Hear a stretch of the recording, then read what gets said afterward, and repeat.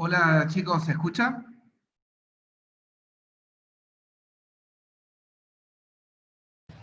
Hola, profe. Sí, sí, Hola. se escucha. Bueno, ¿cómo andan? Buenas tardes.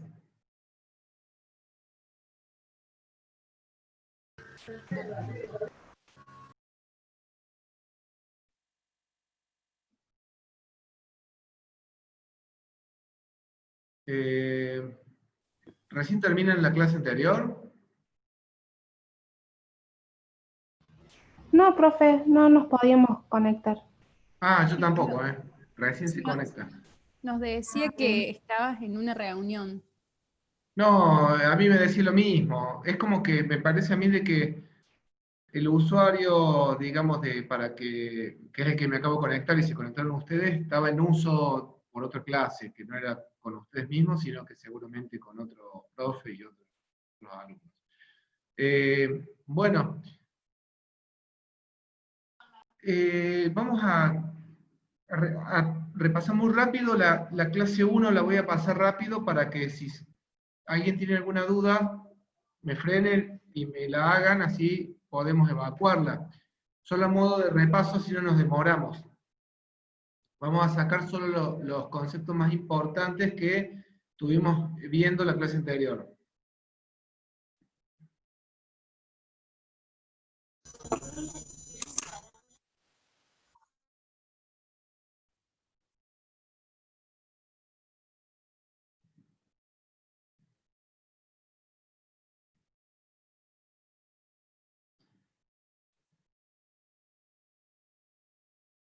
¿Ahí están viendo todos la pantalla? Sí, Sí, profe. profe. Bueno, otra cosa. Pueden prender sus cámaras los que tengan, así puedo yo también ver quiénes están del otro lado y por ahí cuando me hacen preguntas y de paso que nos empecemos a conocer para que después, eh, bueno, después vamos a tener los exámenes y ahí aparece una imagen. Karen, hola. Pero Hola. nada más, estamos los dos solos acá, a ver. Sí, no hay nadie. Marianela, Natalie, bueno, ya cambió. Micaela, Agustín, y no sé si hay más. Florencia, eh, y nada más. Bueno, los otros tienen micrófono, por lo menos lo pueden habilitar, ¿no? Hernán, Sí, Catalina, profe. ah, Sol. Miren que en este ya podemos empezar a hacer preguntas en esta clase. Profe, sí tengo Bueno, micrófono, más que tengo ruido. bueno. Eh, bueno, vamos con a ver el repaso de la primera clase. No sé si está Sofía, anda por ahí. No. Bueno, Sofía había hecho una pregunta en la clase pasada y por las dudas le pregunto si le quedó claro respecto a la fórmula de fuerza. Bueno, vamos rápido entonces con el repaso. Eh,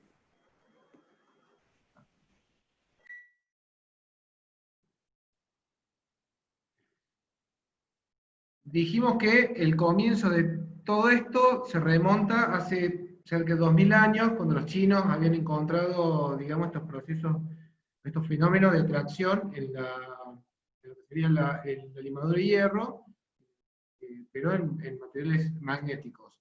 Los griegos habían visto hace 600 años que con la barrita de ámbar, que es parte de nuestra naturaleza, frotándola con lo que sería lana, atraía partículas, como el efecto que les comenté, que cuando uno se frota una regla de plástico en el pelo y atrae la hoja. Eso es el comienzo, de ahí les empieza a llamar la atención estos fenómenos y comienza el estudio. De aquí nace lo que es la electricidad. A partir de estos descubrimientos, el desarrollo de los científicos, de los físicos, llegan a lo que es todo lo que es las fórmulas que explican el fenómeno de la electricidad.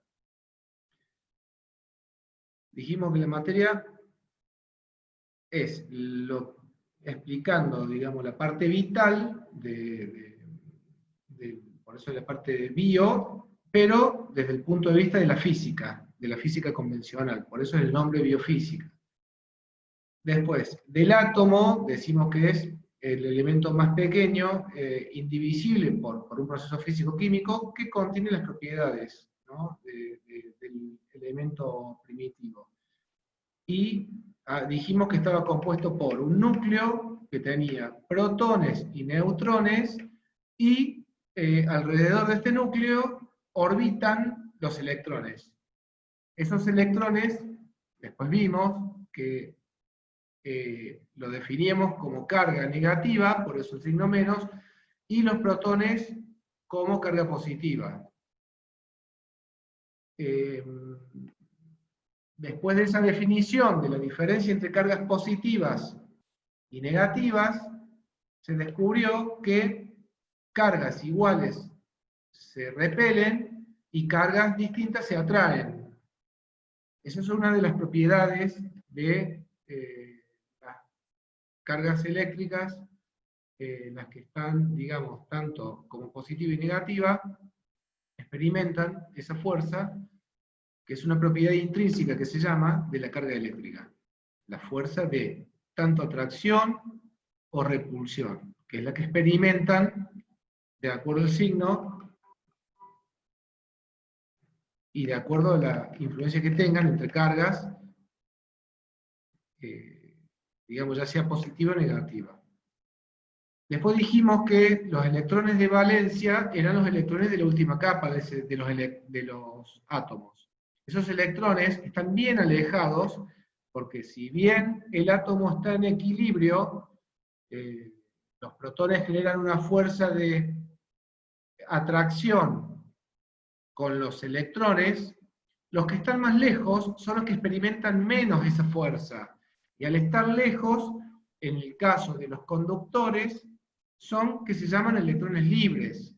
Y esos electrones están en movimiento. Y dijimos que clasificamos los materiales de acuerdo a la cantidad de electrones que tienen en su última órbita, que es los electrones de valencia. Si tengo menos de 4, son buenos conductores. Si tengo 4, son semiconductores, y si tengo más de 4, son aislantes dieléctricos. Bueno, como si tenemos varios, más de 4, hay mayor cantidad de electrones, y a la vez generan, junto hacia el núcleo, una fuerza mayor. Por eso es que no están libres. Cuando vos ya tenés más de 4, esos electrones no se van de ese átomo, ya no hay electrones libres. Eso ocurre solo en los conductores.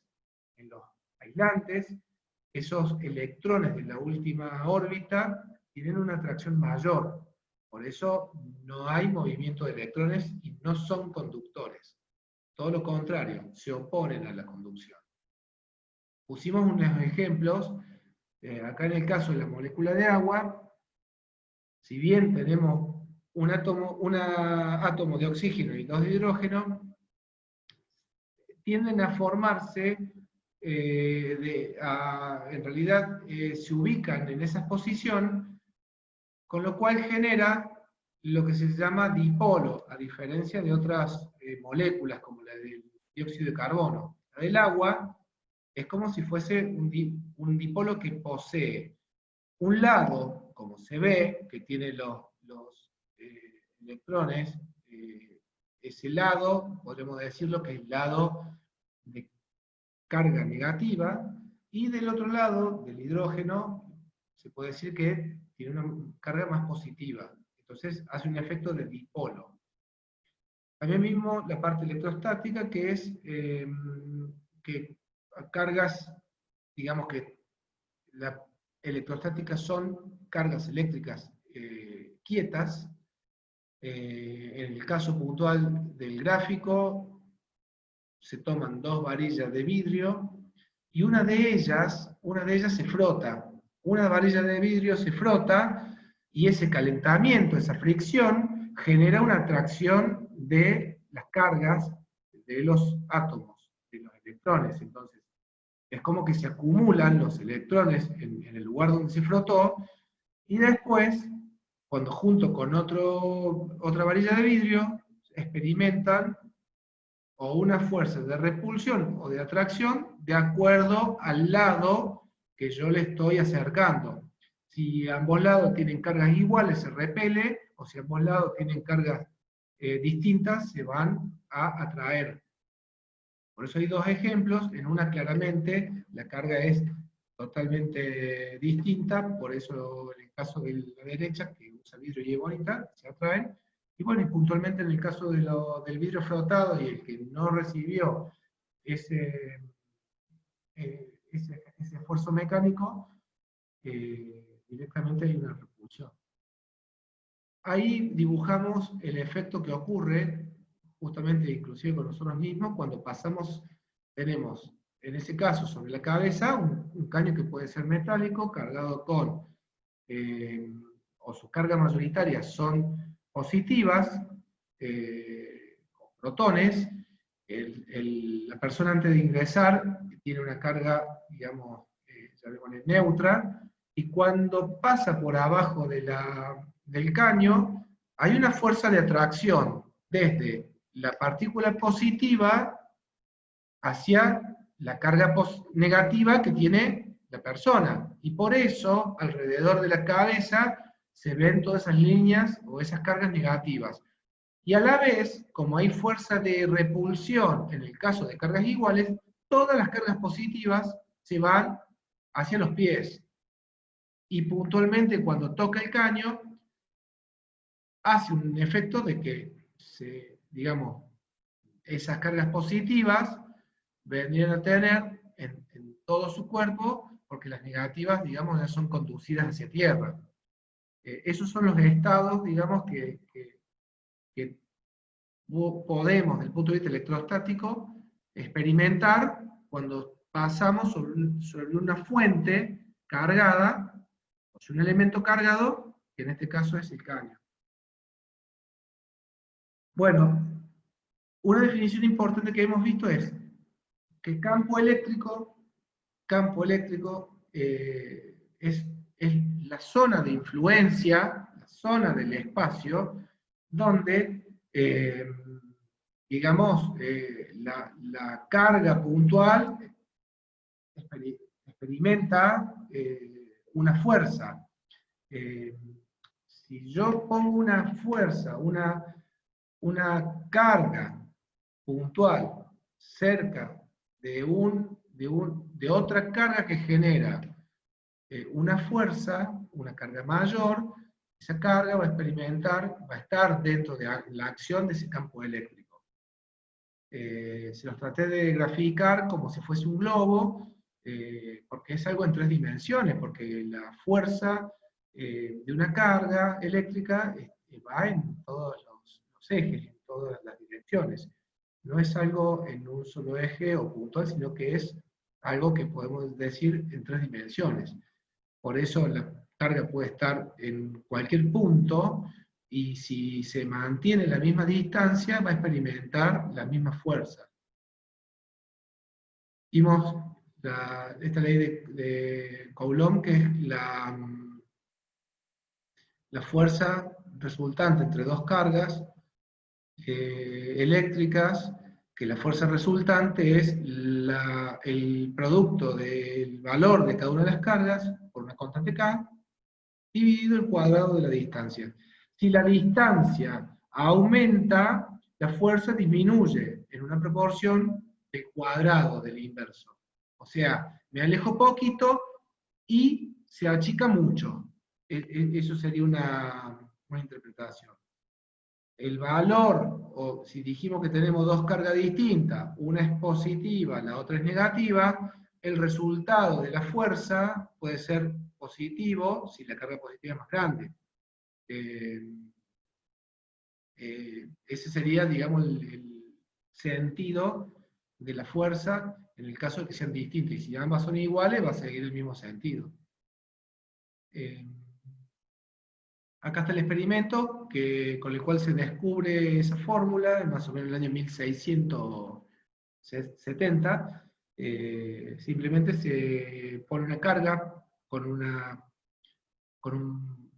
un valor, se le pone una carga electrostática, y la carga de otro signo, que el azul, experimenta una repulsión. Y bueno, a medida que se aleje, la repulsión va a disminuir. Y bueno, marcará en la escala graduada el valor, y es de allí donde, luego de varios experimentos, se llega a que la fórmula expresada es la que explica justamente la fuerza que experimenta. Que tiene que ver, vuelvo a decirles, con el inverso de la distancia, es el valor que disminuye, digamos, la influencia entre ambas cargas. Repasando, la carga eléctrica entonces tiene las propiedades de: hay dos tipos, dos clases de carga, solo dos clases de carga, la que se denominó positiva y la otra es negativa. Cargas iguales se repelen, no importa el signo. Son las dos positivas se repelen, son las dos negativas se repelen. Y cargas distintas se atraen. La segunda propiedad es que la fuerza entre cargas varía con el inverso del cuadrado de la distancia que la separa, que es lo que acabamos de mencionar. Y la carga se conserva. Esto significa que no se crea ni se destruye, se transforma. La energía se transforma. De electrones va a pasar a ser la luz eléctrica de su casa, la luz que sale de la lámpara. De electrones va a pasar a ser el giro del motor, de la batidora, de la licuadora, pero la energía se transforma. En el caso de un caloventor, los electrones pasan a ser calor. Calientan una resistencia y emite calor. Pasa a ser de un electrón a calor, en ese caso. Pero no se destruye y no se crea, siempre se transforma. Y como última característica está cuantizada, que bueno, que es múltiplo de una unidad más pequeña. La intensidad del campo se puede calcular y tiene que ver con la magnitud de la fuerza que experimenta la carga y el valor de la carga misma. Eso es la intensidad de campo eléctrico.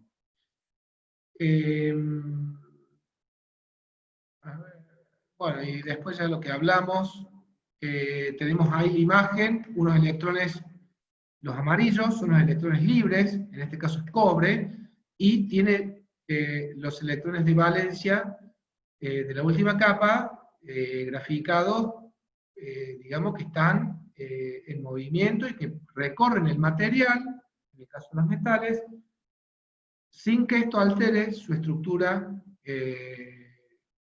digamos, de sus enlaces.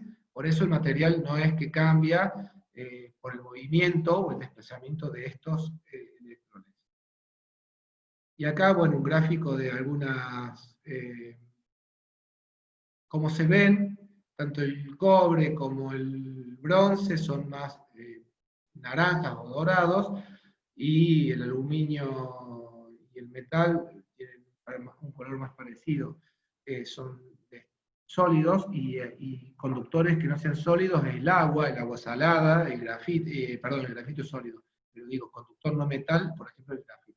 El mejor conductor es el oro, lo que pasa es que es muy caro, por eso no se usan los cables, y después, bueno, plata, platino, también son muy buenos conductores. El que se usa como barato, que se encuentra mucho en la naturaleza y tiene buenas propiedades, es el cobre. El aluminio no tiene tan buenas propiedades, pero también se usa.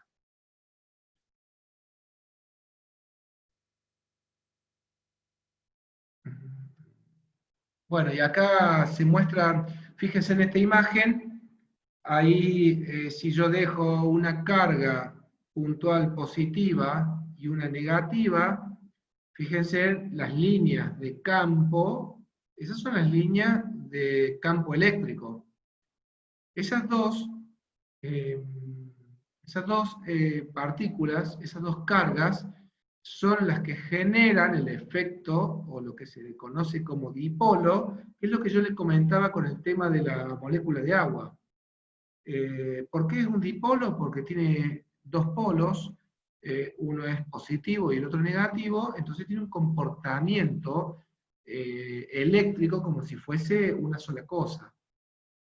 Por eso la molécula de agua, con este comportamiento, es lo que después termina haciendo los enlaces que le dan las propiedades al agua, que es la capilaridad, que la otra propiedad que tiene son las fuerzas de tensión superficial que producen, que es lo que la mantiene junta. Bueno, la molécula de agua, la gota de agua, se mantiene junta por este efecto de dipolo que va generando y, bueno, genera estas fuerzas de atracción entre ellas.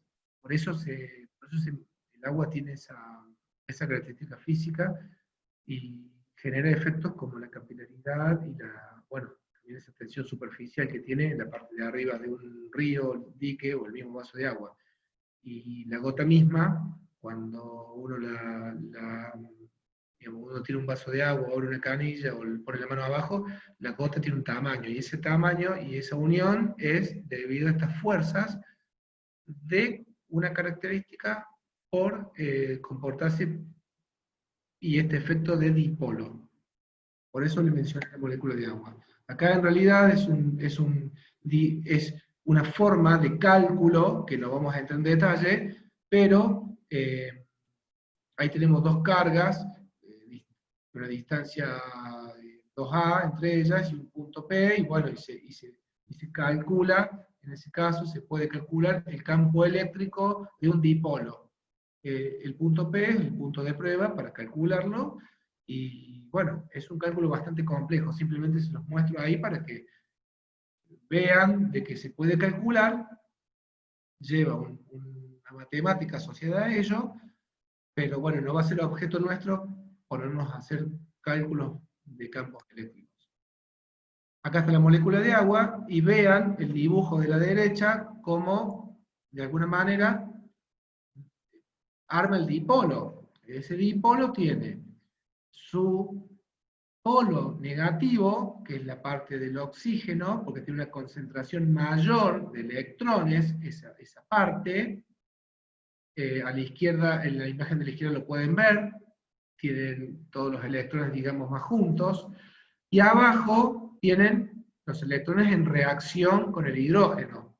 En esa reacción, el hidrógeno está, digamos, positivo, y es allí como es que queda polarizado y tiene un efecto y una propiedad física común, y se comporta como un dipolo la molécula de agua.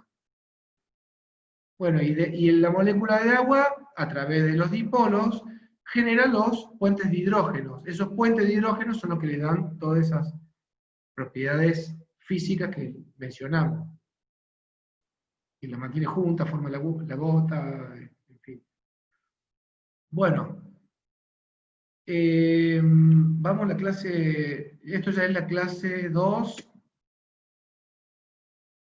así damos comienzo. ¿Alguna duda con la clase 1?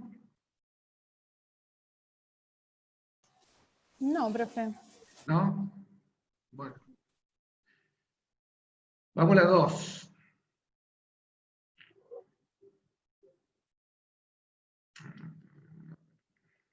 Bueno, vamos a empezar, vamos a hablar de un elemento que se llama capacitor o condensador. Es un elemento que se utiliza mucho en la electrónica y que tiene una particularidad, que almacena carga eléctrica. Es muy utilizado. No hay circuito eléctrico o electrónico que no tenga en algún punto un condensador o un capacitor. Consta básicamente de dos conductores y estos conductores, bueno, ahora vamos a ver que poseen cargas de signo opuesto. Ahora vamos a ver vamos a ver un diagrama. Bueno, esa capacidad de acumular, esa acumulación de energía se llama capacitancia. Y esa capacitancia se calcula teniendo en cuenta el valor de la cantidad de carga dividido la tensión que tiene aplicado ese capacitor, y su unidad es en faradios. B, que sería la tensión, es lo que se llama también diferencia de potencial. Es la diferencia de potencial que va a haber entre los dos conductores. ¿Qué es la diferencia de potencial? Justamente las cargas eléctricas tienen un signo, y dijimos que teníamos entre esos dos conductores cargas iguales de signo contrario. Bueno, entre ellos va a haber una diferencia de potencial, que son uno que es positivo y otro que es negativo. Así que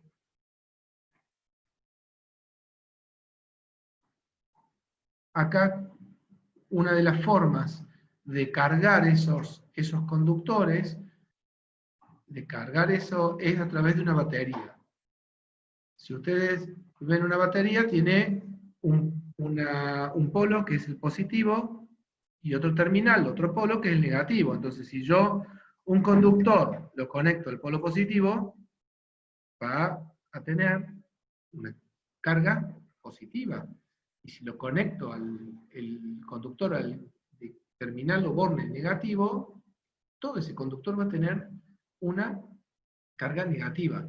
De esa manera es la que vamos a estar energizando los dos conductores de un capacitor, pero esos dos conductores no se tocan. Esos dos conductores tienen que estar, porque si se tocan es un cortocircuito. Esos dos conductores tienen que estar separados por un aislante o un dieléctrico. Ahora les voy a poner rápido un video donde grafica muy bien los capacitores, inclusive cómo funcionan a nivel electrones.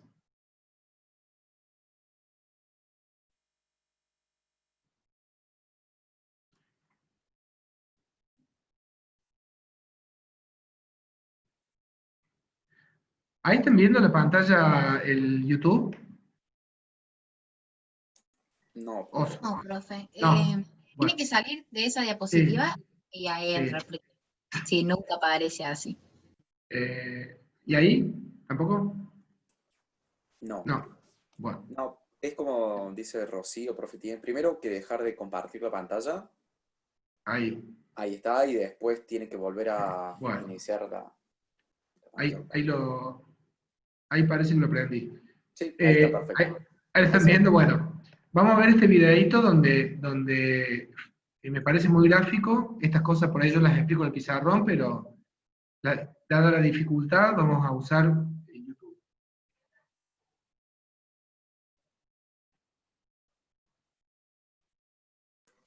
Profe, Sí. perdón, lo molesto de vuelta, pero no se está Sí. escuchando como la clase pasada. ¿Tiene sonido, profe? O... Tiene Sí, que tiene sonido. pero tiene que activar el sonido desde ahí, desde las barras de donde comparte pantalla. Ajá. Le aparecen como 3 puntitos, así Sí. como más opciones, y ahí tiene la opción de A sonido. ver. Uy, ¿dónde dice sonido acá? Ah, acá. Dígame si sale el sonido ahí. Dos razones. Una es que Ahí sí, evita ahí sí. que ese toque. Bien, bueno. Tenemos ahí un maestro del Zoom. Ahí. Gracias. Ahí va. En la mayoría de los capacitores tenemos un material no conductor entre las dos placas de metal que conforman a este capacitor. Y esto se hace por dos razones.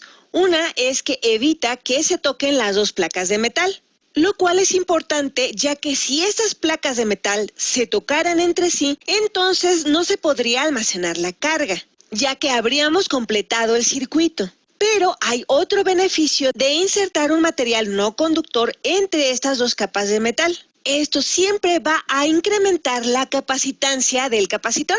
Siempre y cuando el material sea no conductor, no importa de qué material sea. Siempre y cuando no cambiemos el área o la separación entre las placas, el colocar un material no conductor siempre va a incrementar la capacitancia. El nombre que le damos a aquel material no conductor que se coloca entre las capas metálicas de un capacitor es dieléctrico. Pero ¿por qué un dieléctrico va a incrementar la capacitancia?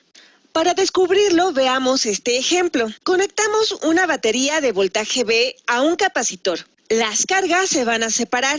Ahora digamos que quitamos la batería y vemos que las cargas se quedan atascadas en cada placa, ya que las cargas negativas no tienen una ruta para reunirse con las cargas. Por ejemplo, conectamos una batería.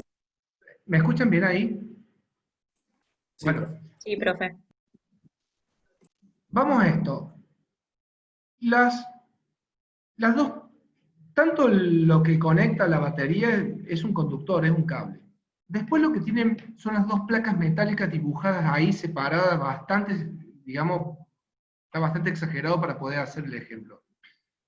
Una vez que se conecta la batería, de voltaje B a una vez que se conecta la batería, ocurre de que habíamos dicho que cargas iguales se atraen y cargas distintas se repelen. El lado donde está la B corta es el lado positivo y el lado de la pila más cortito del lado izquierdo es el lado negativo. Inmediatamente se conectó esa batería, todo el lado derecho automáticamente está con carga positiva y todo el lado izquierdo con carga negativa. Esto debido a la propiedad física de atracción y repulsión. Por eso es que ocurre ese fenómeno cuando, antes que conecte la batería, esas cargas o esos electrones de valencia están dando vueltas desorientados, están en algún punto del cable, en algún punto de la placa, pero inmediatamente conecté la batería, esa influencia de la batería reordenó todos esos electrones libres. ¿Cómo los reordenó? Los positivos los puso, digamos, como fuerza de repulsión, los tiró para el lado de la placa, y los negativos los tiró para el otro lado de la placa.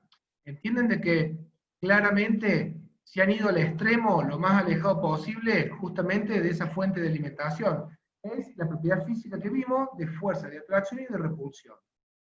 ¿Se entiende? Sí, profe, yo tengo una consulta. ¿Usted está hablando de una misma placa o de dos placas, digamos, como mostraba al principio? Porque en el caso de los imanes, había una parte que tenía una carga positiva y otra parte que tenía una carga negativa y era un mismo imán, digamos. Sí, sí. El imán es una sola pieza, ese caso particular posee las dos polaridades, pero el imán es algo que es una propiedad magnética, pero que es fija, que es estática. No te va a producir, no circula corriente a través del imán. Lo que tiene el imán es un campo eléctrico y que yo experimento con otras cargas, con otro imán, por ejemplo, con un metal, ese fenómeno de atracción o repulsión. Pero a diferencia del imán, yo estoy poniendo una fuente o una pila, y esa pila tiene en su, ustedes si habrán visto, la pila del control remoto dice 1,5 voltios. Bueno, Y tiene, cuando ustedes van a poner una pila en un control remoto, tiene un lado que dice más y el otro lado que dice menos. La pila es una fuente de energía, tiene dentro una cantidad de electrones y un nivel de tensión, en el caso de que mencioné recién, 1,5. El imán es otra cosa, es una fuente de un campo eléctrico estático. Y la pila es una fuente de electrones con un nivel de tensión. Son dos cosas distintas. Por eso, cuando yo enchufo mi pila acá, me va, digamos, inmediatamente, ahí tenés dos placas. La que está al lado de los signos rojos, negativo, y las que están al lado de los signos azules, positivo. Esas dos verticales son las placas del conductor del capacitor. Lo demás, que te une a la batería, es un cable. Es lo que usás solamente para que haga contacto. Claro. Bien. Ese, cuando vos lo enchufaste, el lado positivo automáticamente repele todo lo positivo que tenés. Entonces, toda la carga positiva se va al lado derecho que se ve. Y el negativo repele a todo lo negativo, porque es carga igual. Con lo cual, todas las cargas rojas se fueron a la izquierda. Por eso... Sí, sí, profe.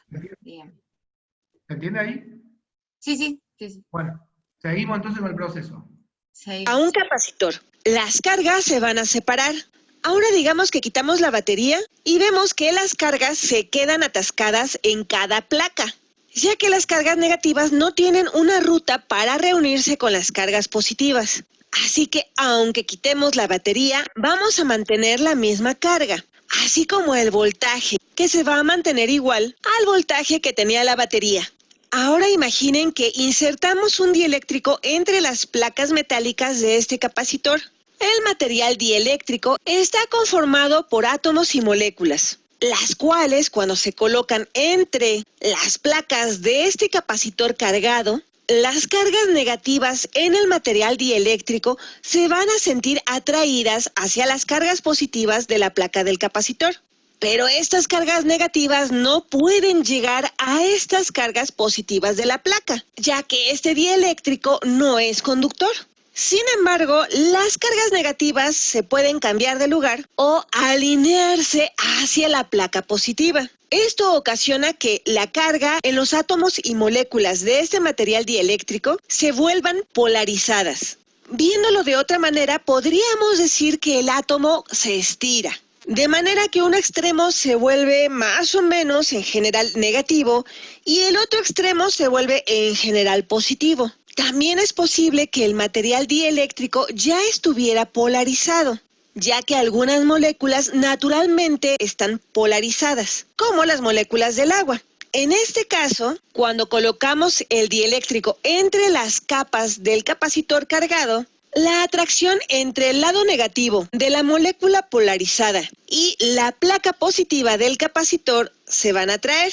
Va a ocasionar que las moléculas polarizadas roten, permitiendo que los lados negativos estén un poquito más cercanos a la placa positiva. De cualquier forma, el resultado final es que el lado negativo de los átomos y moléculas va a estar de cara hacia la placa positiva del capacitor cargado y los lados positivos de los átomos y moléculas van a estar de cara hacia la placa negativa de este capacitor cargado.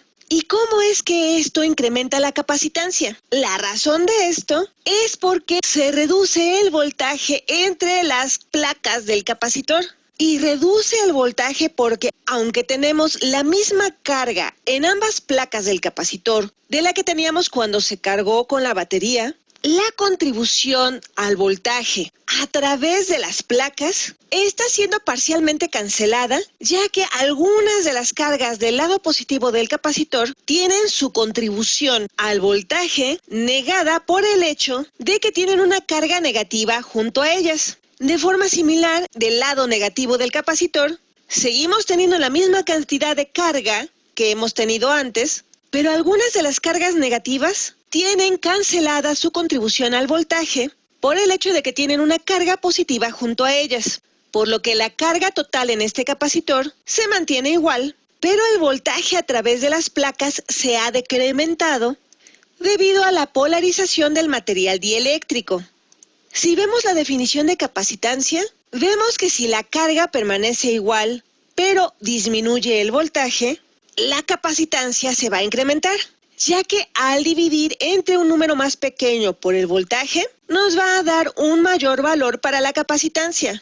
Así que en este caso, insertar un dieléctrico va a aumentar la capacitancia al disminuir el voltaje. Veamos otro caso en donde insertamos un dieléctrico. Nuevamente, pongamos una batería de voltaje V a cargar por completo un capacitor. Y ahora pongamos un dieléctrico entre las placas de este capacitor cargado.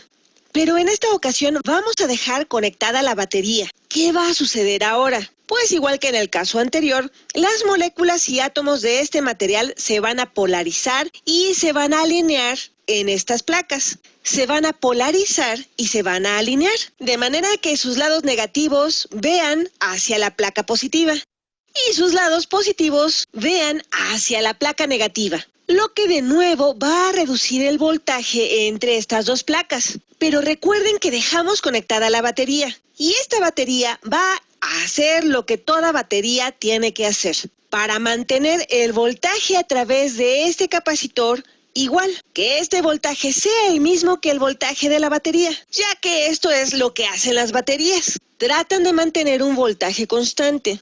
Y ya que el dieléctrico reduce el voltaje entre las placas del capacitor, al cancelar las contribuciones de algunas de las cargas en las placas, la batería va a ocasionar que más cargas se separen, hasta que el voltaje a través del capacitor sea el mismo que el voltaje de la batería, por lo que las cargas almacenadas en el capacitor van a aumentar, pero el voltaje va a permanecer igual. Si vemos de nuevo la definición de capacitancia, la carga en el capacitor aumenta después de que insertamos el dieléctrico, pero el voltaje a través de las placas del capacitor permaneció igual, ya que sigue conectado a la misma batería, por lo que de nuevo el efecto de insertar un dieléctrico es el de aumentar la capacitancia. En este caso, una mayor cantidad de carga para la misma cantidad de voltaje. Para calcular cuánto más se aumentó la carga, bueno, ahí explica el fenómeno físico. Volvemos a lo mismo, es todo atracción y repulsión. Cargas iguales hay una repulsión y cargas distintas se atraen. Básicamente ese es el proceso que ocurre. Hay otro, digamos, ese fue un dibujito de pizarrón, pero hay otro. Ahí están viendo la palabra del condensador. Bueno, acá hay otro cortito que también muestra capacitores reales. Hola, les presento un condensador. Probablemente lo habían visto antes. Es un condensador tipo, digamos, de poliéster. Pero ese es un condensador, uno de los tipos de condensadores reales. Rápidamente dentro de ese cilindro están las placas y el dieléctrico es poliéster y tiene ácido. Las patitas, esas dos patitas que ven ahí, sería el cable que lo unía a la batería en el caso anterior. Antes, o tal vez no.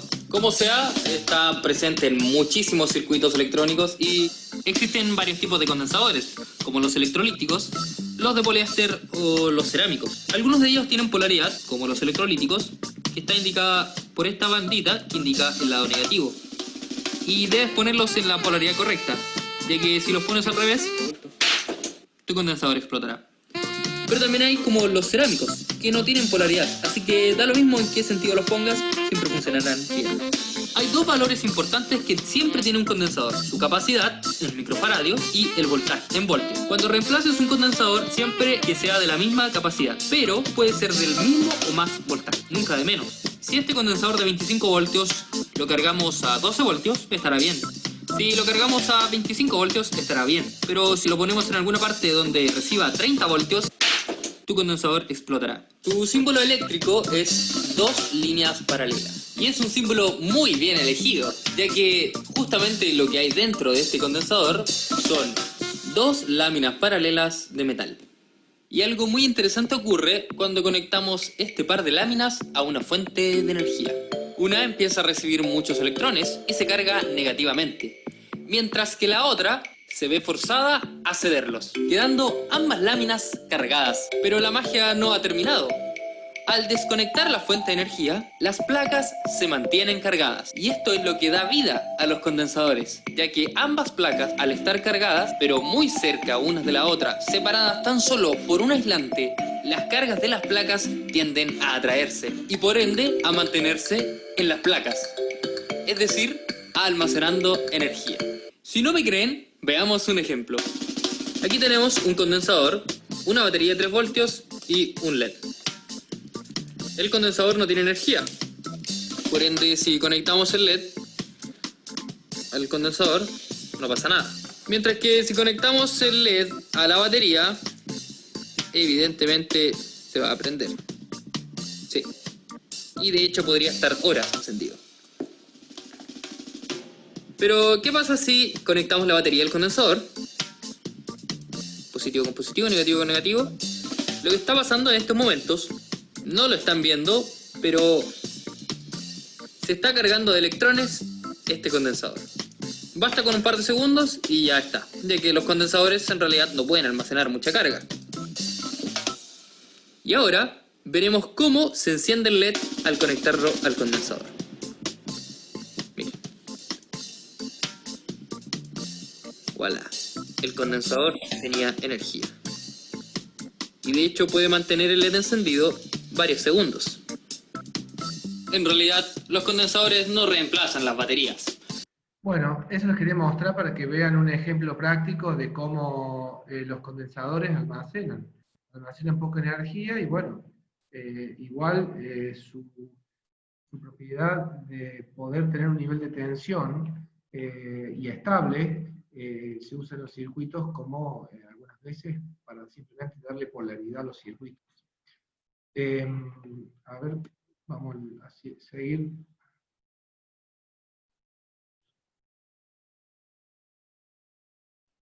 Profe, entonces la pila sería como un condensador como mucho más, que almacena muchísima más cantidad de energía, ¿no? La batería, ¿no? Sí, la batería. La batería, en realidad, el capacitor es algo muy chiquito, elementos muy simples, tienen poliéster, cerámica, es algo diminuto y que trabaja con una finalidad de almacenar muy poquita energía. Entonces, la batería, la pila de la batería, tiene otro elemento químico y hace otro ejercicio de óxido de reducción. No es la misma aplicación y el proceso físico es distinto. La batería trabaja, digamos, con otro proceso químico, que es el de óxido de reducción. Pero bueno, es comparable si lo vemos a algo muy chiquito, muy cortito, como eso que vimos del ejemplo de prender la luz, el LED. Claro, es como una batería. Sí. Bueno, ahí tienen, el símbolo son las dos plaquitas. Ahí están viendo un circuito. No se ve nada.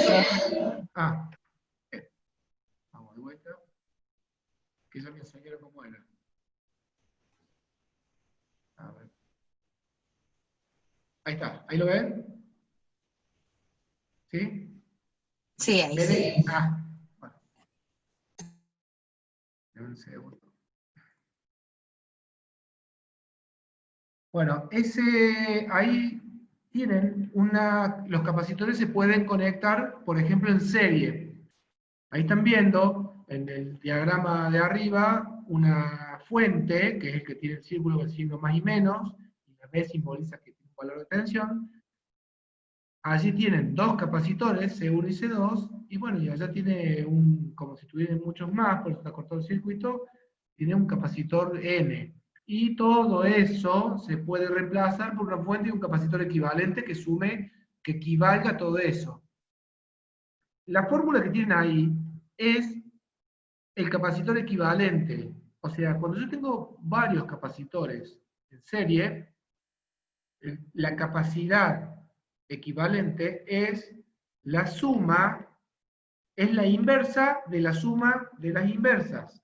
Por eso ven que abajo dice 1 sobre capacitor 1, más 1 sobre capacitor 2, y así. Todo eso le hace la inversa, que es 1 dividido, y les da el valor de capacitor equivalente. Es una fórmula que es la suma de la inversa, todo ese resultado se le hace nuevamente la inversa. La inversa es 1 sobre. ¿Se entiende? Es al revés de las resistencias. Karen, ¿por qué sabes eso? Hiciste ¿de dónde te acordás eso?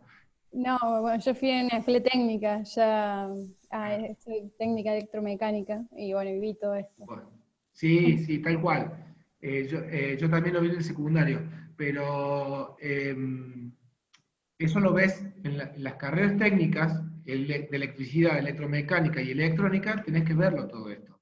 Y es la inversa, es real. Ahora vamos a ver después la resistencia y van a ver qué es el inverso. Después, cuando estén en paralelo, fíjense que si están en serie, cuando termina un terminal, donde termina el terminal del capacitor 1, está unido al comienzo del otro terminal del capacitor 2. Y así, es como si estuvieran tomados de la mano, como si estuvieran formando un círculo entre los capacitores. Esa es la forma de identificar que están en serie. Y en paralelo coinciden, es como si fuese una mochila, uno al lado del otro, como si fueran tándem, y están conectados de esta manera. ¿Se entiende la diferencia física entre conectarlo en serie o conectarlo en paralelo? Rocío, que te veo. Sí, profe. Un poquito, o sea, más o menos. Bueno, Más o menos. Mirá, voy a tratar de llevarlo. Cuando están en serie, es como que los capacitores fueran personas y las conexiones fueran sus manos. Ahí están formando una ronda, tomándose de las manos, ¿sí? Eso es la conexión de capacitores en serie.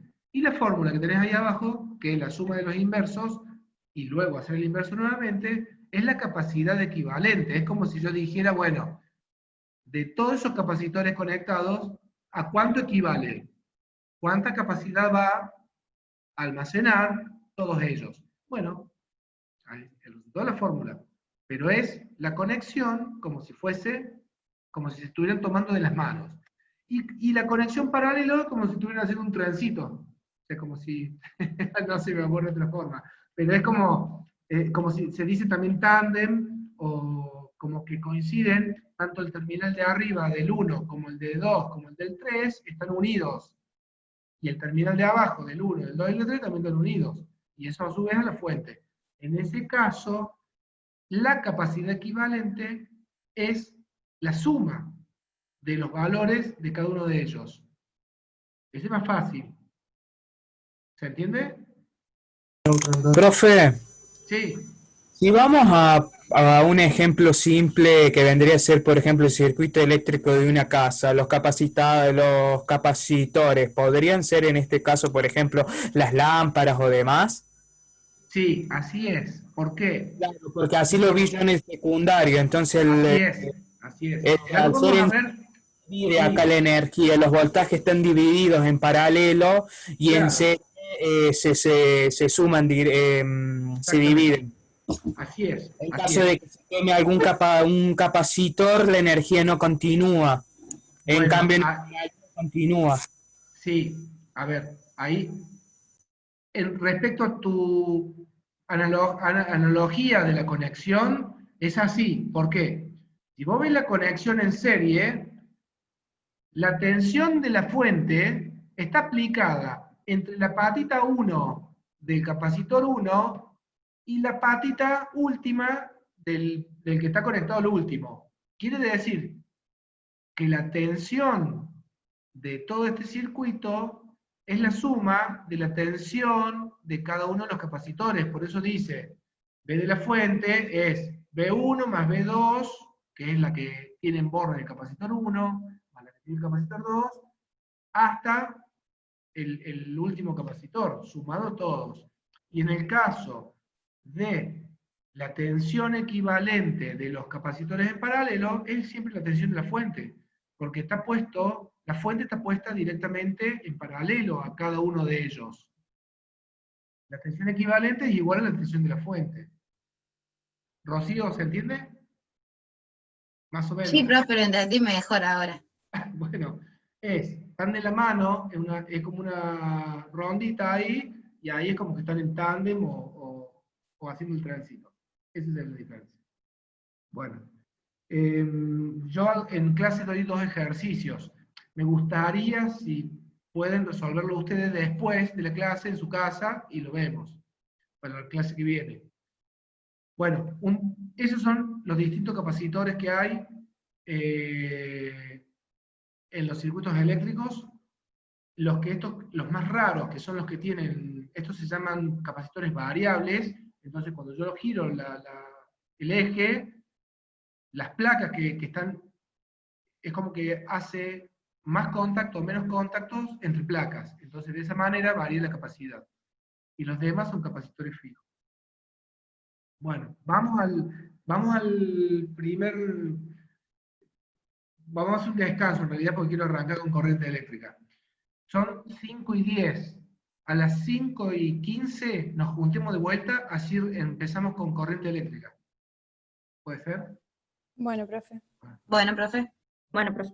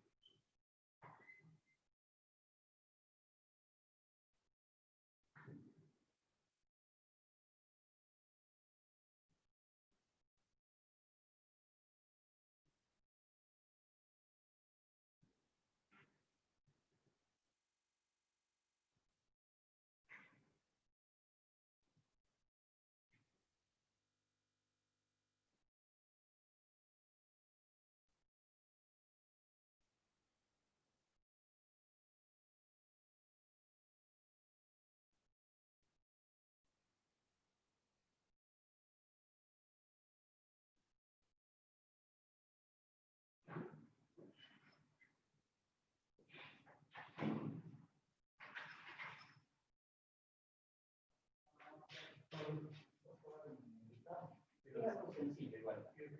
Sí, debido a que ya de por sí el faltante de personal, sí, sí, por supuesto, el apuro es porque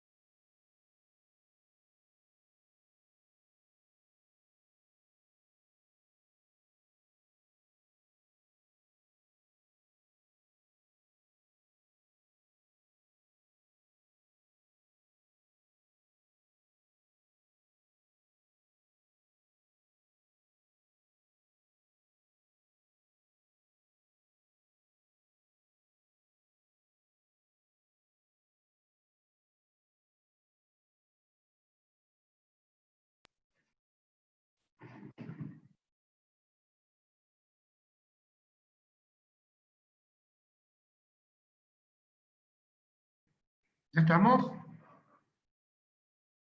Sí, profe.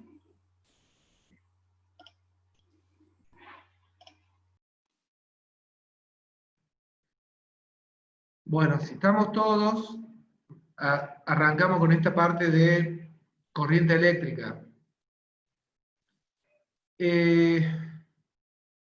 Corriente eléctrica es el flujo de carga eléctrica que recorre un material. Se debe al movimiento de las cargas. Esas cargas son los electrones. Esos electrones están en el material, en el conductor, en el interior del conductor. La cantidad de electrones que se desplacen es el caudal, es la cantidad de carga por unidad de tiempo o intensidad de corriente que circula. Entonces, repasando, habíamos dicho que los conductores tenían menos de 4 electrones en su capa de valencia y que esos electrones se llamaban electrones libres. Se llaman libres porque no están fuertemente vinculados al núcleo y se mueven dentro del material. Esos electrones libres de valencia son los que producen en su movimiento la corriente eléctrica en un conductor. Y ese movimiento, ese desplazamiento, se logra con lo que ya hablamos y repetimos, que es a través de una fuente de tensión con una diferencia potencial aplicada que genera, por fuerza de atracción y repulsión, el movimiento de esos electrones. Ahí tienen un dibujo, a ver, lo vamos a ver que se ve un poquito más grande. ¿Se ve ahí la batería? Sí, profe. Sí, bueno, si ustedes le prestan atención al dibujo, por un lado tenemos el borne o la conexión o el polo positivo y al lado tenemos el polo negativo. El cable positivo está pintado de rojo y el cable negativo está pintado de azul. Lo que tenemos en este rectángulo es un pedazo de material conductor. Por ejemplo, un pedazo de cobre. Los electrones que están viendo dibujados ahí, con la flechita, son los electrones de valencia, o los electrones libres del material. Cuando yo conecto la batería, ¿qué pasa? Alguien que me responda, ¿qué pasa entre el borne positivo y los electrones? ¿Qué tipo de fuerza va a haber? De atracción, profe. Sí. ¿Y qué fuerza va a haber con el otro borne negativo? Repulsión. Es así, entonces, de un lado experimenta una fuerza de atracción y del otro lado experimenta una fuerza de repulsión. Entonces, no hay otra que se genere movimiento de esos electrones de valencia generando la corriente eléctrica de intensidad equivalente a la cantidad de electrones que se desplacen. La unidad es el ampere, digamos, en honor al físico francés que descubrió y pudo medir y cuantificar la corriente eléctrica. Así Profe, que, sí. Si yo no me equivoco y no interpreto mal de lo que recuerdo del secundario, los mismos electrones después vuelven a entrar en lo que vendría a ser en el borne positivo, entrando de nuevo el circuito eléctrico. Sí. A ver, porque la materia no es que se destruye después de esa claro, energía. Así es. Lo que ocurre ahí, que si solamente nos quedamos en el simple movimiento de esos electrones que están viendo, claramente, si todos ellos se van por el cable rojo, nos quedamos sin electrones. Ya no hay corriente. Pero lo que ocurre que completa el proceso es, cada uno de esos electrones que se mueve, deja un lugar vacío. Ese lugar vacío automáticamente es ocupado por otro electrón. Y así sucesivamente. ¿De dónde salen los electrones que ocupan ese lugar? De la fuente. La fuente de tensión, en este caso la batería, la pila de tu control remoto, la batería de tu celular, en el caso de tu casa, la energía que viene de PEC, de los cables, son los que proveen los electrones necesarios para que se ocurra el fenómeno de conducción eléctrica, porque vos lo vas a iniciar con los electrones libres que tenés en el metal, pero esos electrones que se mueven van a necesitar, para que esto continúe, va a ocurrir que ese lugar que dejó lo va a ocupar otro electrón. Y así es. Esto es como si yo tuviese, imagínense que ese rectángulo en realidad yo lo tengo con un caño lleno de pelotitas de bolitas, de lo que sea, lleno de bolitas de vidrio. Si yo lleno ese caño con bolitas de vidrio y no dejo espacio para nada más, si yo le pongo otra pelotita de vidrio, empujo con mi mano, va a salir otra pelotita de vidrio para cuando ocupe ese lugar, me va a expulsar otra pelotita de vidrio en la punta. Es decir, al momento que ingrese y deje lugar un electrón, inmediatamente lo va a ocupar otro. ¿De dónde salen toda esa corriente eléctrica? Toda esa corriente eléctrica, todos esos electrones de la fuente. Pero la propiedad inicial para que esto ocurra son los electrones libres del material conductor. Mientras más grande sea mi pedazo de metal, más electrones libres o electrones de valencia va a haber, porque tengo más átomos. El otro caso es que, si mi fuerza de atracción o repulsión la aumento, si mi fuente ahora es 1,5 voltios y yo le pongo 220 voltios, bastante más, la fuerza que experimentan estos electrones es mayor, o sea que la fuerza de atracción y repulsión es muchísimo mayor. ¿Hay alguna duda del concepto básico de por qué, cómo el fenómeno de conducción? Simplemente es aplicación de fuerza de atracción y repulsión, de acuerdo a la polaridad de las cargas, y un aporte de electrones que se lo da la fuente. Y el inicio de la conducción se da porque hay un conductor, y ese conductor tiene los electrones libres. ¿Se entiende? Sí, profe. Sí, profe. Sí. Ahí, profe, en la pantalla, digamos, en la definición dice, se debe al movimiento de las cargas, sí. Pulsión y atracción. No se escucha muy bien, no te escuché muy bien, pero ¿me repetís?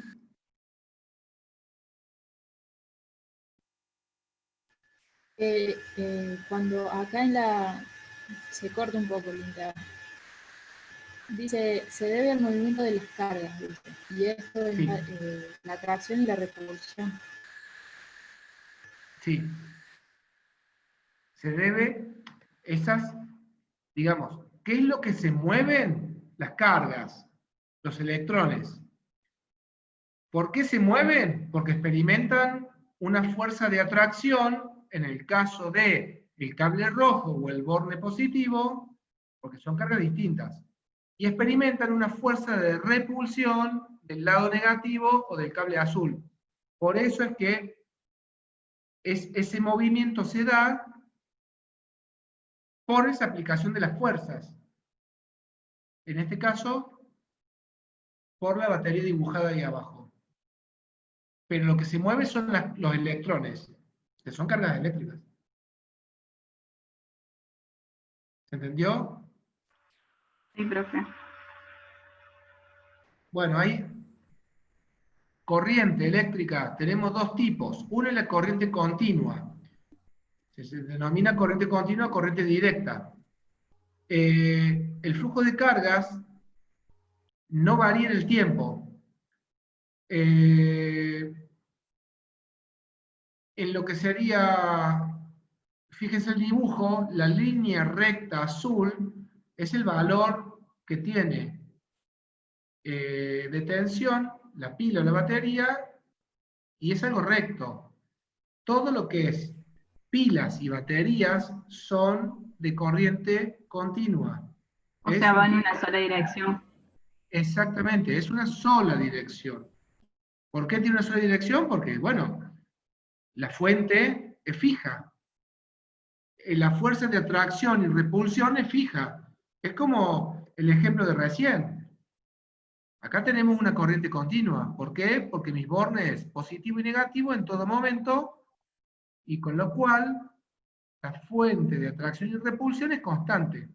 Esto produce, es una fuente, es un circuito de corriente eléctrica continua. Pero también tenemos la corriente eléctrica alterna. La alterna es la que varía en el tiempo. No solamente varía en magnitud, fíjense que tiene una forma senoidal. Y esa forma senoidal va variando en el tiempo, o sea, tiene un valor en este punto y tiene otro valor en este punto. A la vez, esa onda, fíjense que también pasa por cero y después negativa. Pero bueno, sin entrar en tanto análisis, miren el dibujo que tienen en las barritas del lado. Cuando está en el semiciclo positivo o por encima del cero, la fuente de tensión, la corriente va en un sentido, porque experimenta una fuerza de atracción y repulsión que lo hace circular en una dirección.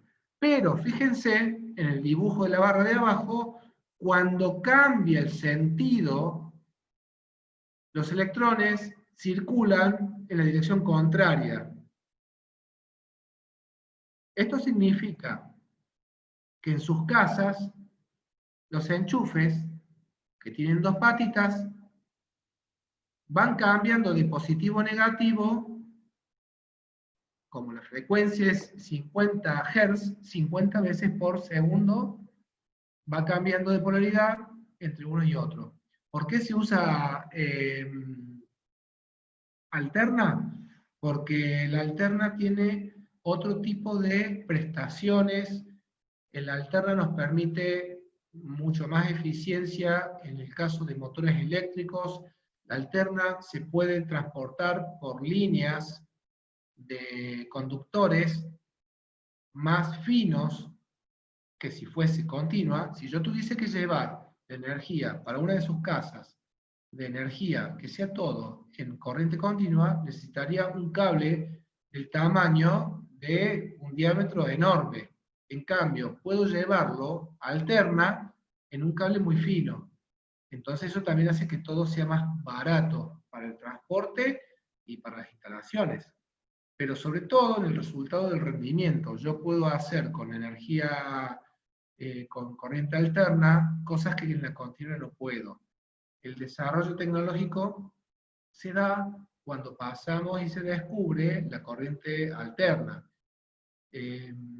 Cuando la descubrió Edison trabajó en iluminar ciudades con corriente continua. Entonces, Nueva York fue una, París fue otra. Usaba cables muy gruesos, tenía muchas pérdidas en los cables, las lámparas eran verdaderamente un problema, hasta que Tesla descubrió y creó los generadores y la tecnología relacionada a la corriente eléctrica alterna, y a partir de allí se pudo electrificar y hacer cambios en la industria de una manera mucho más económica. Por eso quedó en el tiempo la corriente eléctrica alterna en consumos importantes. La continua se está empezando a usar porque todo lo que es energías alternativas, como paneles solares o generadores, algunos eólicos chicos, trabajan con generadores de corriente continua. Entonces, si yo tengo paneles solares que generan corriente y tensión continua, le puedo acoplar una bomba de agua de corriente continua y no tengo que, y simplifico, digamos, el proceso. Si tuviese que pasarlo el panel solar alterna por una bomba alterna sería un problema. Por eso hoy está empezando a partir del año 2008 en realidad a usarse mucho la continua, pero en todo lo que significa energías alternativas. Profe, ahí en el chat un chico, Tomás, puso, ¿por qué? Uy, mami. ¿Qué pasó? ¿Cómo? Justo está mi mamá. Dice, ¿por qué la corriente eléctrica tiene tensión baja y alta? Ah, para que no vi ni dónde están las preguntas. A ver. En el chat. Puede ser, profe, por la frecuencia, tipo si es mayor a 20.000 Hz, que es alta frecuencia. ¿Por qué la corriente eléctrica tiene tensión baja y alta? Tomás pregunta eso. ¿Tomás no tiene micrófono? ¿Tomás? Se ve que no, profe, no le debe funcionar. No tiene. A ver, entonces, cuando te referís a tensión baja y alta, te referís al gráfico que vos lo llamás alta al semiciclo positivo y baja al semiciclo negativo, ¿o...? No, dice que no, al anterior. Acá. Esas puse. No, a esta soné. ¿A esto?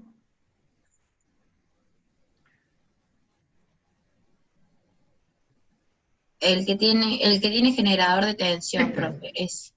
Sí, pero el valor de tensión, alta o baja, va a, digamos, se corresponde a lo que vos tengas, a lo que vos quieras hacer con la energía. Un valor de tensión bajo es la parte electrónica. Un celular tiene 3 voltios, 3,5 voltios. Un control remoto 3 voltios. Profe, sí. no puede ser por la frecuencia, tipo que sea más de 20.000 Hz, que se le denomine alta frecuencia. Bueno, sí, pero esas frecuencias que vos estás hablando son frecuencias que no se usan para la red eléctrica. En la red eléctrica se usa 50 Hz o 60 Hz. Hay lugares como Brasil que tiene 60 Hz, Estados Unidos, y lo que cambia, por ejemplo, Estados Unidos tiene 110 voltios, nosotros tenemos 220 voltios. Cambian eso, pero todo es alterna, todo tiene frecuencia. Si bien 20 Hz es una frecuencia baja, 20 kHz es una frecuencia muy alta, eso ya se usa para las ondas electromagnéticas, ya sea sonido o transmisión de radio. Para energía eléctrica se usa 50 Hz en la alterna, o la continua que no tiene frecuencia, que es siempre constante. Y los valores que tenemos en Argentina son 220 voltios en la casa, o si es trifásica, 380 que se llama, para hacer girar motores trifásicos y cosas así. Pero en la casa son 220. La frecuencia es 50. Bueno, Tomás, si no te puedo responder, lo podemos ver, si podés conseguirte algún micrófono, a ver si lo podemos charlar, porque a lo mejor yo no estoy entendiendo la pregunta, pero lo que quieran preguntar, por favor me interrumpen y lo vemos. Bueno, vamos a o si no sabes qué, escribime en un mail y por ahí yo te lo pueda desarrollar. Gonzalo.tomas@hospitalprivado.com.ar. Profe, bueno, también cabe destacar que a nosotros en lo que son las propiedades o negocios nos llega trifásica o bifásica, monofásica, pero después tenemos la que es de traslado, que ahí la intensidad y la tensión es totalmente distinta, después hay transformadores y demás. Sí, así es. Vos una vez que recibís la energía eléctrica, para que vos tengas una idea, el hospital privado y la universidad compran energía mayorista a EPEC y recibimos 13.200 voltios.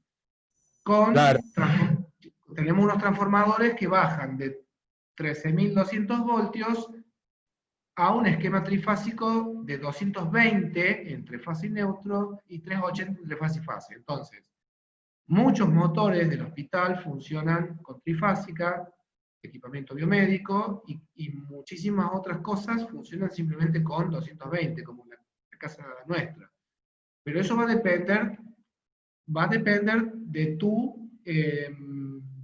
va a depender de lo que vos hagas con la energía, qué necesitas hacer, va a depender de lo que vas a transformar para que sea apto para tu consumo. Vamos al campo magnético. Nosotros habíamos dicho que una carga eléctrica tenía una propiedad intrínseca que es una fuerza, ¿sí? Una carga eléctrica que está quieta tiene una propiedad intrínseca que es una fuerza, y que esa fuerza se llamaba campo eléctrico. Bien, esa misma carga que está quieta, que tiene un campo eléctrico asociado, si la carga se pone en movimiento, genera ese movimiento de cargas, una fuerza, o genera un campo magnético, ¿sí? Entonces, ahí, bueno, estamos viendo, lo último respondía un poquito al comentario, o a la pregunta que había hecho Rocío, respecto a, en el ejemplo del imán, tenía positivo y negativo juntos. Bueno, es un campo magnético estático, no tiene movimiento, no tiene frecuencia.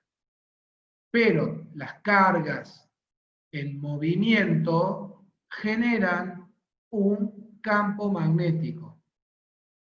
Entonces, la carga quieta tiene un campo eléctrico. Eso ya es una propiedad de la carga eléctrica. A su vez, esa carga eléctrica con su campo eléctrico, si se mueve, si está en movimiento, ese movimiento genera un campo magnético. Y ese campo magnético se mide en Gauss o Tesla, cualquiera de las dos unidades. A ver si tengo un ejemplo para mostrarles. Bueno, acá en realidad tienen un cable, un conductor, donde pasa la corriente eléctrica. Esa corriente eléctrica genera un campo magnético, y esas son las líneas de campo magnético. Si ustedes se fijan en la línea de campo magnético, hay una regla que se utiliza, que es, si yo agarro esa vara, ese material, con mi mano derecha, y mi pulgar lo pongo en el sentido de lo que sería la corriente, los dedos son los que indican las líneas de campo magnético alrededor del conductor. Esa es una línea práctica. Y acá está el ejemplo, digamos, que tengo para mostrarles básico, para que se entienda cómo es el tema de campo eléctrico y magnético. Fíjense el dibujo de la izquierda. Velador enchufado, velador apagado. La tecla del velador está en el velador. Quiere decir que cuando yo enchufo el velador, no va a prender, pero todo ese cable tiene energía eléctrica.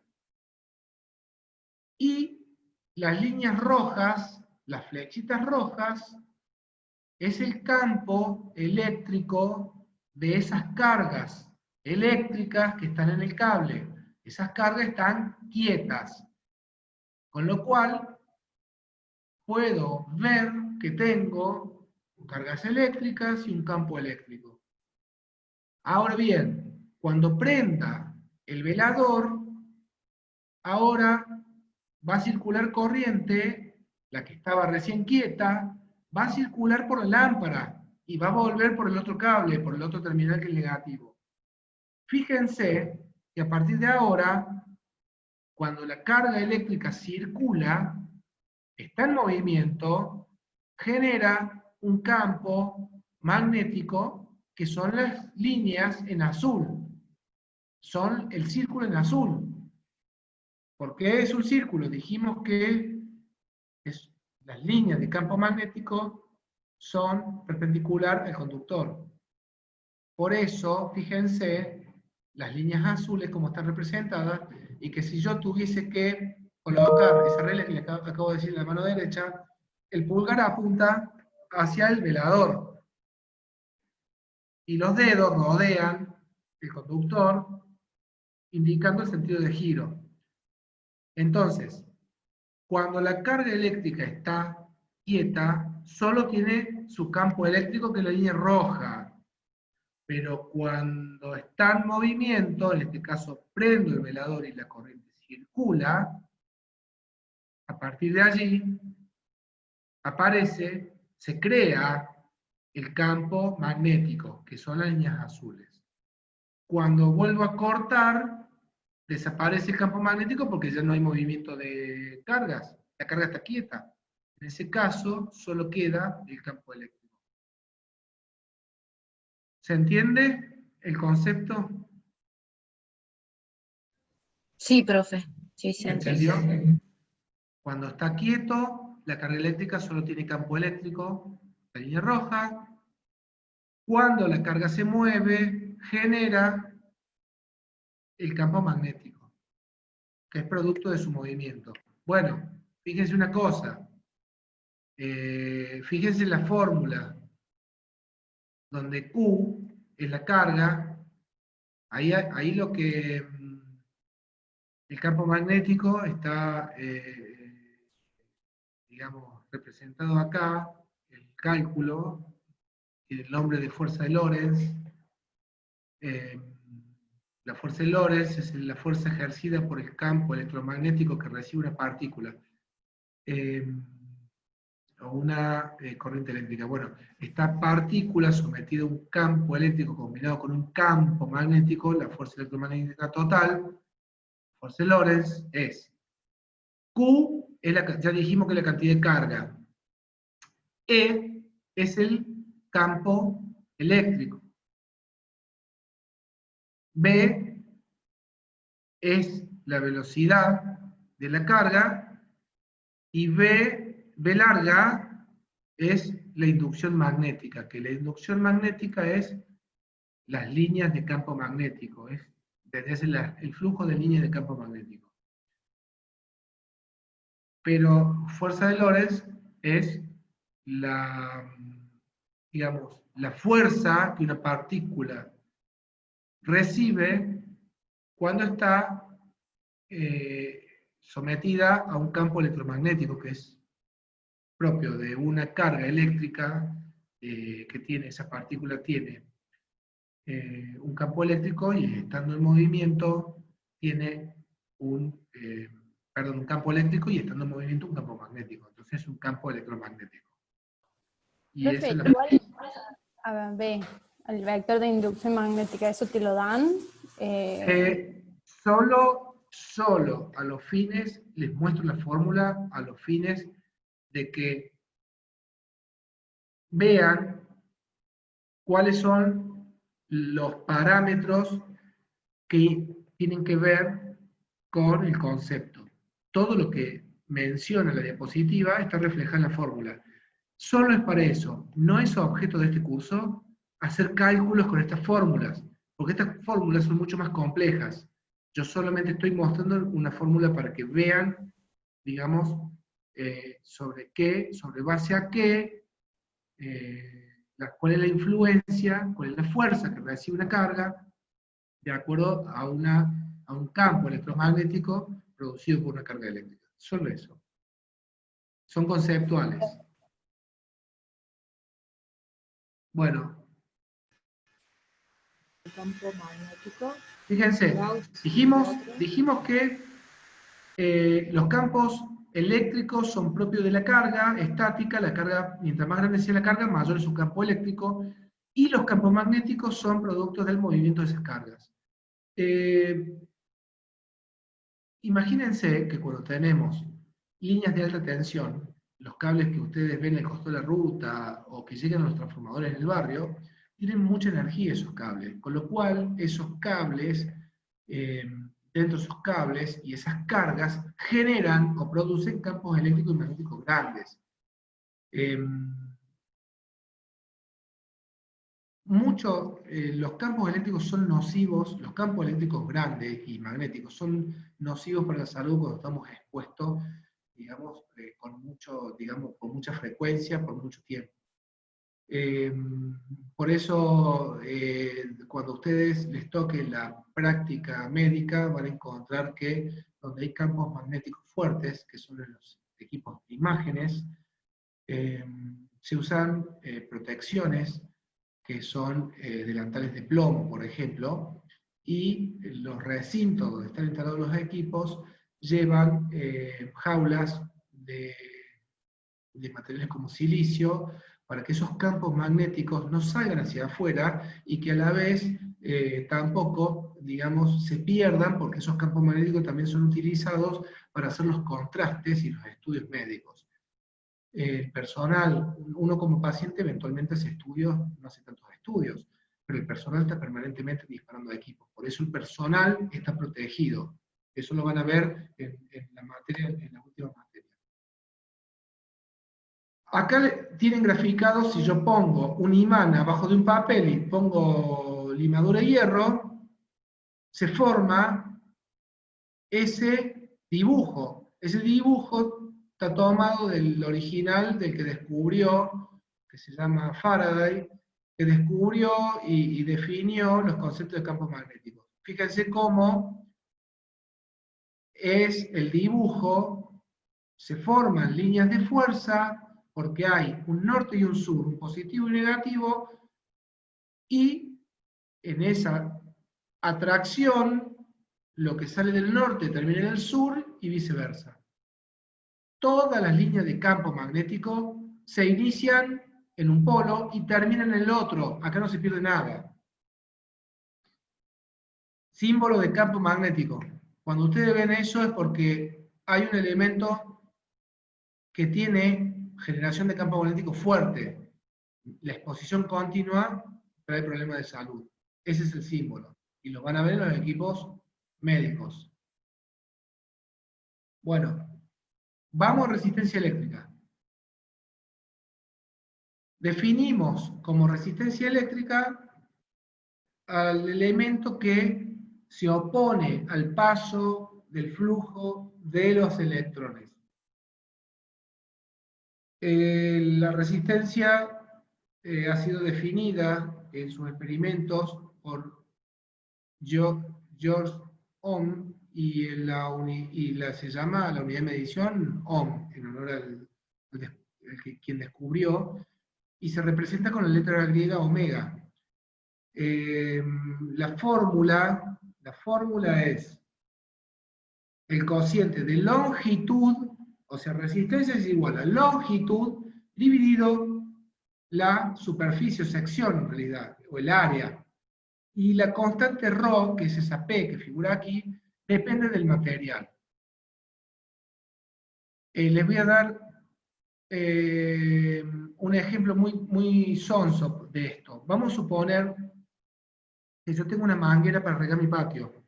Esa manguera, si es corta, cuando yo abro la canilla, va a salir bien el agua, porque mi manguera es corta y el agua va raspando en las paredes de la manguera, pero no hay tanta manguera, no se raspa tanto, no se frena tanto. Pero si yo quiero regar la casa del vecino y pongo 50 metros de manguera, cuando la abra, me voy a encontrar que va a salir muy poquita agua, casi nada, un hilito. ¿Por qué? Porque aumentó la longitud. Al aumentar la longitud, hay más superficie para que el agua raspe y pierda velocidad. Con los electrones pasa lo mismo. Si yo tengo un pedazo de cable de 10 centímetros, los electrones para llevar de un punto a otro solamente transitan 10 centímetros. Pero si yo pongo la misma sección de cable de acá hasta Carlos Paz, 30 kilómetros, imagínense la cantidad de fricción que va experimentando esos electrones. Les diría que no les va a alcanzar la tensión de alimentación que le pongan para que esos electrones lleguen tan lejos. Conceptualmente es eso. Mientras más grande, o en realidad, mientras más largo es el cable, mayor resistencia va a terminar teniendo. Y la constante, que es ρ, es de acuerdo si el material es más o menos conductor. Fíjense esta tabla. Ponemos resistividad, resistencia. Resistividad es ohm por unidad de longitud, en este caso por centímetro. Todo lo que tienen a la derecha tienen valores por centímetros, de valores que son de conductividad muy altos, valores de conductividad. Y todos los elementos, miren que la resistividad es baja, 10 a la menos 6, o sea 0,000006. Eso sería ohm, eso sería para los conductores. Muy baja resistividad. Los semiconductores tienen valores medios y los aislantes altísima resistividad. 10 a la 14, o sea, 10 y 14 0 para atrás, 11. Por eso no conducen, tiene una resistencia tan alta que el electrón no pasa, no se conduce. Bueno, ¿qué dice la ley de Ohm? La ley de Ohm es básica para los cálculos de electricidad. Dice que la diferencia de potencial V que aplicamos entre dos extremos de un conductor es proporcional a la intensidad de la corriente que circula por el mismo conductor. Simbolizada, esta es la regla, aquí está la ley de Ohm. Miren la ley de Ohm. La ley de Ohm tiene una forma práctica de usar. Lo que yo quiero calcular, lo tapo. Si yo quiero calcular en un circuito, como el que está representado en la imagen de abajo, que tiene una fuente y una resistencia, yo quiero calcular la corriente de ese circuito, bueno, tapo la I, ¿y qué queda? Tensión de la fuente dividido la resistencia del circuito. Esa es la forma de calcular la intensidad. Entonces, si la resistencia es menor, mi corriente va a ser mayor. Si quiero calcular resistencia, tengo que tapar resistencia y divido tensión dividido corriente, y eso es el valor de resistencia de ese circuito. Obviamente, para calcular tengo que tener dos datos. Si quiero calcular resistencia, indudablemente tengo que tener valor de tensión y de corriente. Si quiero calcular corriente, tensión y resistencia. Y así. Ese circuito básico de abajo tiene una fuente, una resistencia, y puedo calcular corriente, tensión o resistencia de acuerdo a los valores y los datos que tenga. ¿Se entiende? Sí, profe. ¿Se entiende? Sí, profe, sí, sí. Karen, vos ya sabés esto. O sea, a ver, Rocío, ¿se entiende? ¿Se entiende? Sí, profe. Yo le hago una consulta en Para relación a... Rocío, micrófono. Ahí está, se me había ido el audio.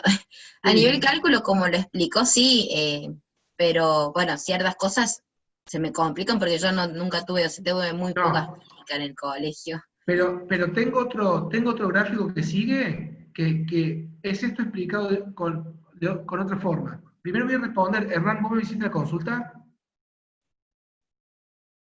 ¿Alguien me preguntó? Sí, yo, profe. Le había hecho una consulta en comparación a la diapositiva anterior, donde la resistencia se calculaba con, bueno, la longitud sobre la sección transversal. ¿Cómo estaba tratando de recordar también cómo se pueden acoplar los conceptos estos de la sección, la longitud, con los valores de tensión e intensidad de corriente? Mirá, vamos a esto. Yo tengo esa resistencia que ven en la fórmula. Yo quiero saber cuál es la resistencia que tengo en mi cable. Tengo un tramo de cable. Bueno, ¿de cuánto es el tramo de cable? 10 kilómetros. Listo. La longitud de mi cable, arriba coloco 10 kilómetros. Bueno, ¿qué tengo de sección? Y mi cable es, supongamos, un cable grueso de 6 milímetros cuadrados. Listo, acá pongo el valor de 6 milímetros cuadrados. ¿Y el RO qué es? Esto depende del material. ¿De qué material es? De cobre. Entonces mi RO lo saco de mi material. ¿Sí? Fíjense, RO. Entonces, si es cobre, tiene un valor. Si es plata, otro valor, y así. Cuando yo coloco todos esos valores acá, puedo calcular la resistencia de mi tramo cable. Ese es un ejemplo que yo quisiera, o que yo te estoy graficando, que quiero calcular una resistencia puntual. Pero la fórmula es para que vean de que la resistencia al paso de la corriente en un conductor es proporcional. Fíjense, si mi longitud es grande, mi resistencia va a ser grande. Si mi sección si yo pongo una sección bien grande, es bueno que yo tenga mucha sección, porque si tengo una sección grande, tengo más lugar para que pasen esos electrones. Es como que en el ejemplo de la manguera de riego, mi manguera sea más ancha, sea más gruesa. Me va a permitir que el agua pase. Si es más chica, o si mi cable es más fino, si mi sección es más chica, mis electrones no van a pasar o van a friccionar más. Y ρ es la constante de acuerdo al material. Si mi conductor es cobre, tengo un valor de ρ. Si mi conductor, en vez de ser de cobre, es de aluminio, mi ρ cambió, porque el aluminio conduce, es peor conductor, el ρ es más grande, entonces la resistencia es más grande. La fórmula esta te va a graficar conceptualmente de cómo varía una resistencia de un conductor. Y la ley de Ohm parte de que tu valor de resistencia ya sabes cuál es. Acá calculás la resistencia de tu material. Acá ya la sabes. Vos ya elegiste cobre y tantos metros. Y ya sé cuánto tiene de resistencia. Entonces, cuando la calcules de aquí, tapando la R, fíjate que dice tensión dividido corriente. Y la tensión ya la tengo porque es la fuente, pero la corriente también, porque es la que ya pasa por esa resistencia. ¿Y qué cantidad de corriente va a pasar? Y lo que me deje pasar la resistencia. Entonces, ya esa resistencia es una constante. Por eso yo calculo en función de la corriente y la tensión, me da el valor de resistencia. Y va a pasar tanta corriente como lo permite el material, como lo permite su sección, como lo permite su longitud y su ρ, si es de cobre, oro, lo que sea. Vamos a ver esto. Acá tiene una forma de ver de otra manera esa fórmula de resistencia y ver el tema de la ley de Ohm. Fíjense en esto. El electrón es el verdecito que está pasando. La tensión del circuito, la batería del circuito, dijimos que es el que genera la fuerza de atracción o repulsión al electrón. ¿Se acuerdan? Entonces, la fuente de alimentación está representada por el amarillito que es volt, que es se mide en volt la tensión. La fuente lo está empujando, es la que genera la fuerza de repulsión. Y el electrón, que es el verdecito, tiene que pasar por el cable, que es el caño ese. Pero, ¿qué es lo que está pasando en el momento ahí donde estaba apretado? El cable es fino, la sección es chica, es como la manguera de riego angosta, le cuesta pasar. Si esa cuerda se suelta y se agranda la sección, va a ser más fácil para el electrón, el verdecito, pasar. Eso es lo que influye en la sección del cable, el tamaño del conductor. En que yo, mientras más sección tenga, más pasaje de electrones puedo tener. Entonces, si yo uso ley de Ohm para calcular acá, digo que la resistencia es igual a la tensión, que es el volt amarillito, el valor de tensión, dividido la corriente, que en este caso es el verde. Y ese me va a dar cuánta resistencia tiene ese conductor, cuánto se opone, cuán cerrado está ese caño, digamos, en ese gráfico. Entonces, mientras más grande es el conductor o su sección, menor resistencia va a tener. ¿Se entiende ahí? Más o menos conceptualmente cómo es el tema de la corriente eléctrica y el conductor y la ley de Ohm. Sí, profe. ¿Sí? Bueno, Hernán, ¿pudiste atar un poquito los cabos con el tema de la fórmula y la ley de Ohm? Sí, tal cual. Sí. La fórmula te calcula la resistencia de un material. Listo, yo ya sé cuál es esa resistencia. Porque usé cobre en vez de aluminio, porque tiene 10 centímetros en vez de 10 metros, y porque tiene una sección de 5 milímetros cuadrados. Tengo mi resistencia, y lo pongo en mi circuito. Bien, en mi circuito yo puedo calcular cualquier magnitud de corriente, de tensión y de resistencia con la ley de Ohm. Porque la ley de Ohm es cómo se vinculan la magnitud de corriente, tensión y resistencia, que evidentemente tensión es directamente proporcional a la corriente por la resistencia. Y corriente es la inversa, es directamente proporcional a la tensión e inversamente proporcional a la resistencia. O sea, más tensión, más empuje mis electrones.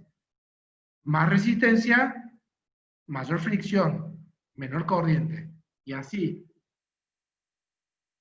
Bueno, ya cortamos, pero clase que viene hacemos un repaso muy rápido de ley de Ohm. Tenemos después un par de cálculos y resistencia en paralelo y serie. Bueno, profe. Gracias. ¿Alguna consulta quieren hacer respecto a esto? ¿Tienen mi mail? Cualquier cosa, me escriben. que es bueno. gonzalo.tomás@hospitalprivado.com.ar. Y bueno, nada, repasamos clase a clase. La que viene arrancamos repasando de vuelta esto. ¿Sí? Bueno, profe. Bueno, chicos, profe, muchas gracias. Gracias. Tenga buen día. Chao, Hasta luego. profe, gracias. Chao, Chao. chicos.